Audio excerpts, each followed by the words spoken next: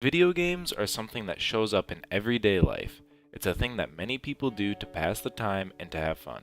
However, have you ever stopped to think what effects video games may have on your overall health and what effects that they may have on the society as a whole? Let's start off with a simple definition of video games. Video games are a hobby that people have that involves playing virtual games either alone or with friends. This can be anything from a puzzle game all the way to first-person shooters. Since video games are a hobby, you can draw a lot of comparisons to other hobbies like playing guitar or reading. However, the difference is the idea of active versus passive participation.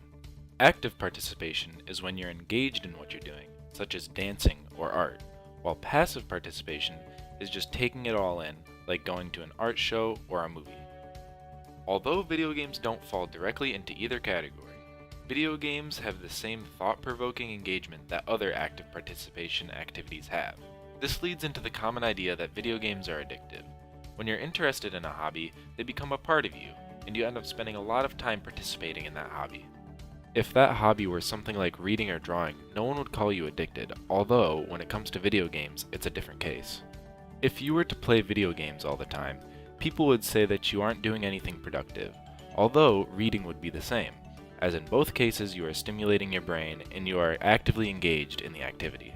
This is the main reason video games shouldn't be seen as a waste of time or some sort of addiction, but as a hobby like many other activities, with interaction and interest for you to enjoy. With this idea of video games in mind, let's look further into what video games do to the community. Video games for a lot of people are more than just a pastime or hobby for fun or relaxation. It's much more. For some people, video games can be that person's source of income, as they may be a streamer or YouTuber that capitalizes on their viewers. For others, it may be that they compete in tournaments or esports for large rewards and devote all of their time and energy to it, such as the League of Legends tournaments that people will spend years training for with coaches and teams, just like any other sport.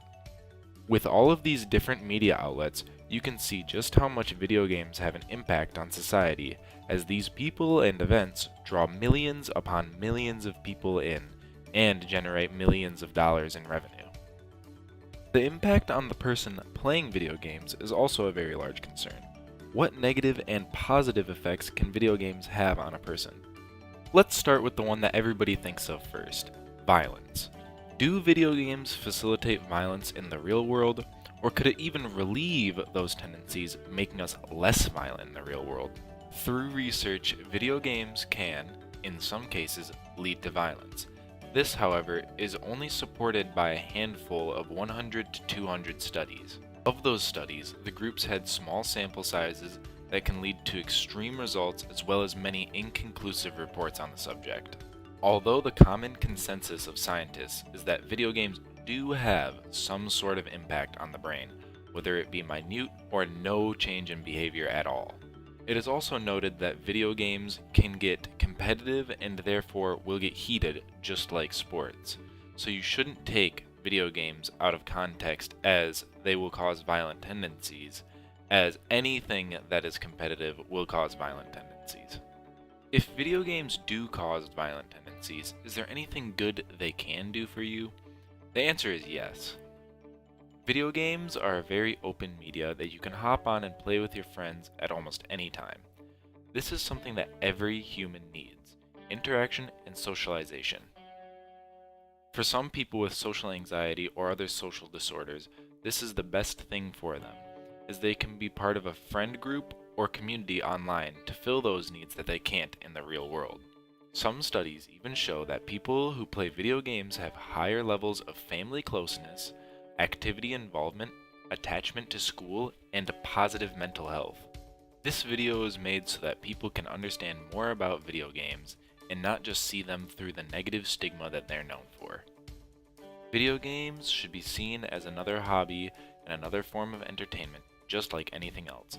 It has become a very large part of our society, and people should know that they aren't something to be feared. It all lies in the individual. If you're easily susceptible to violence, you may not want to play violent games. As well as knowing your limits. It may seem addictive, but so is every other hobby.